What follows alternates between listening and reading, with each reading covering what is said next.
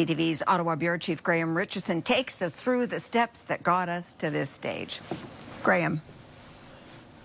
Sandy, Mark Carney's political brand is all about changing the way Liberals operate in government when it comes to the economy. Getting a deal with Alberta to move more crude to Tidewater will likely be Exhibit 1 of that for years to come.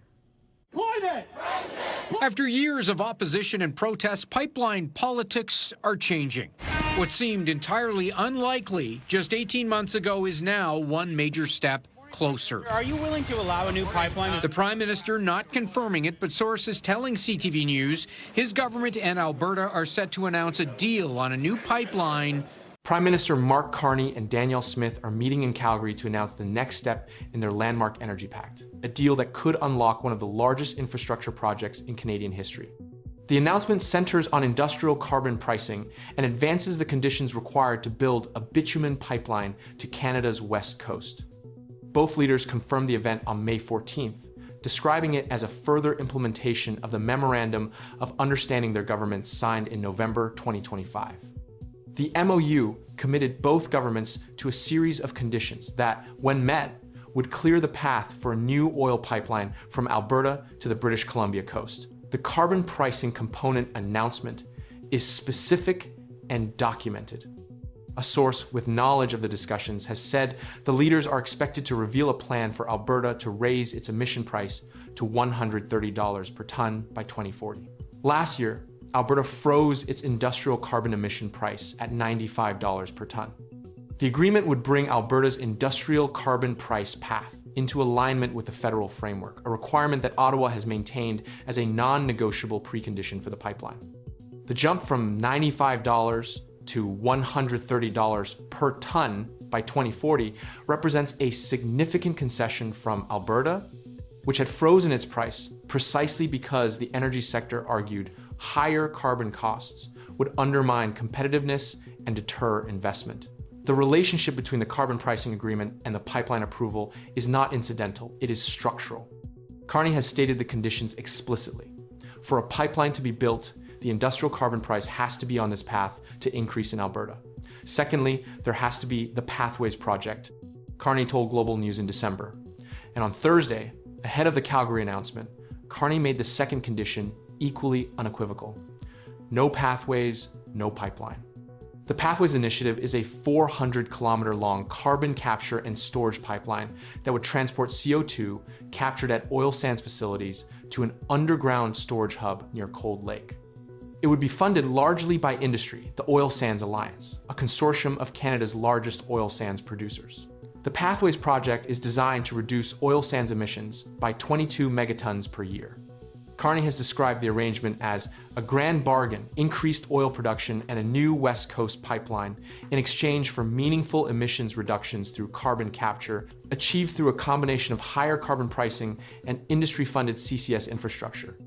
The tension between those two conditions is real and documented. The Oil Sands Alliance and oil company chief executives maintain that a fee for carbon hampers the investment required by the sector to increase production and become the energy superpower that Carney wants to see. John McKenzie stated that carbon pricing does nothing to incentivize the oil and gas sector to reduce emissions. And that industry will face an estimated $1.5 billion to capture each ton of emissions through carbon capture and storage, alongside operating costs and sustaining capital. The message from industry is that the carbon price path makes the Pathways project financially difficult to justify. At the same time, the carbon price is being used as the lever to compel it. Smith acknowledged the urgency driving Friday's announcement before her May 8th meeting with Carney in Ottawa. I know industry is getting a bit impatient. Albertans are getting a little bit impatient. And if we're gonna move forward with that MOU, I hope it happens in the next number of days. Because I think in Alberta, there does need to be a demonstration that Canada can work, Smith said. After the Ottawa meeting, Smith shifted from conditional to confident. This morning I said if a deal gets signed, and afterwards I said when a deal gets signed. So that is an indication of my improved level of confidence. The original deadline for completing the conditions in the MOU was April 1st. That deadline was missed. It has since been extended to July 1st, the same date as the CUSMA review deadline, creating a compressed timeline in which two of Canada's most consequential economic negotiations are expected to reach resolution simultaneously. The July 1st pipeline MOU deadline also coincides with Canada Day, which carries obvious political symbolism for an announcement that both Carney and Smith have framed in explicitly national terms. There is still no confirmed private sector proponent for the potential pipeline itself.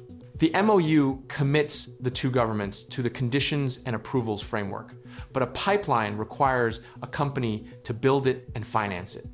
Don Braid reported that sources familiar with the discussions are targeting September 2027 as the approval timeline for the project, a window that would allow construction to begin with a reasonable prospect of completion before the end of the decade.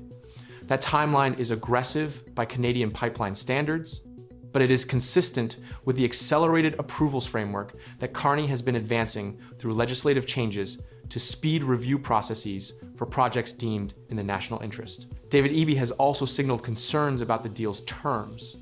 Any West Coast pipeline must physically transit British Columbia. And Eby has indicated he is looking for Ottawa's support for BC's own liquefied natural gas projects as part of any arrangement. The tanker moratorium on British Columbia's northern coast, a federal prohibition that blocks tanker traffic in northern BC waters, would need to be modified or repealed for a northern route to be commercially viable. Carney and Smith signed a pipeline MOU last year that explicitly opened the door to changing the BC tanker ban, which was a significant signal about the government's willingness to address that barrier. Former Environment Minister Catherine McKenna responded to the expected carbon deal with sharp criticism. It seems that our entire climate plan is being dismantled because of demands by Alberta's reckless Premier Danielle Smith, McKenna said. She also argued that the oil and gas sector, as the only sector in the Canadian economy that has not reduced its absolute emissions, should not be receiving pricing concessions. The geopolitical context that makes this announcement significant extends beyond Canadian domestic politics. Trans Mountain currently ships approximately 590,000 barrels per day to the Pacific coast near full capacity.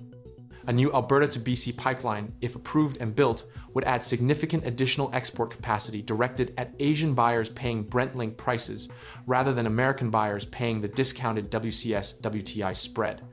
The more pipeline capacity Canada has routing oil to Pacific tidewater, the less leverage American refineries hold over Canadian crude pricing.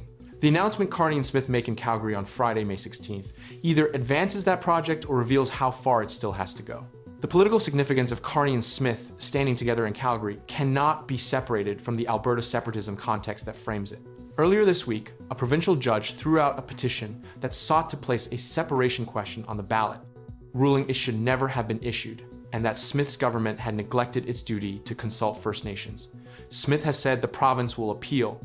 The separatist pressure inside Alberta has been a documented driver of urgency in these negotiations. Both leaders have acknowledged that demonstrating Canada can function as a coherent federation capable of delivering major economic agreements between Ottawa and its most restive province is itself a political objective of the pipeline MOU. A signed carbon pricing deal and an advanced pipeline approval timeline announced jointly in Calgary by a Liberal Prime Minister and a Conservative Premier is the most direct available rebuttal to the argument that Alberta has no future inside Canada.